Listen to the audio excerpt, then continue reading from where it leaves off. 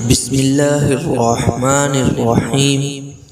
حضرت تھانوی رحمۃ اللہ علیہ نے ایک یہودی کا قصہ لکھا ہے کہ اس نے مال و دولت کے بہت خزانے جمع کر رکھے تھے۔ ایک دن وہ خزانے کا معائنہ کرنے کے ارادے سے چلا۔ خزانے پر ایک چوکی دار بٹھایا ہوا تھا، لیکن وہ یہ دیکھنا چاہتا تھا کہ کہیں چوکی دار تو خیانت نہیں کر رہا ہے، اس لیے اس چوکی دار کو اطلاع دیے بغیر وہ خود اپنی خفیہ چابی سے خزانے کا تالا کھول کر اندر چلا گیا۔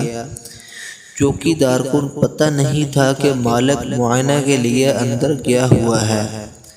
اس نے جب یہ دیکھا کہ خزانے کا دروازہ کھلا ہوا ہے، اس نے آ کر باہر سے تالا لگا دیا۔ اب وہ مالک اندر معائنہ کرتا رہا، خزانے کی سیر کرتا رہا۔ جب معائنہ سے فارغ ہو کر باہر نکلنے کے لیے دروازے کے پاس آیا تو دیکھا کہ دروازہ باہر سے بند ہے۔ اب اندر سے آواز لگاتا ہے تو آواز باہر نہیں جاتی۔ اس خزانے کے اندر سونا چاندی کے ڈھیر لگے ہوئے ہیں، لیکن بھوک مٹانے کے لیے ان کو کھا نہیں سکتا تھا۔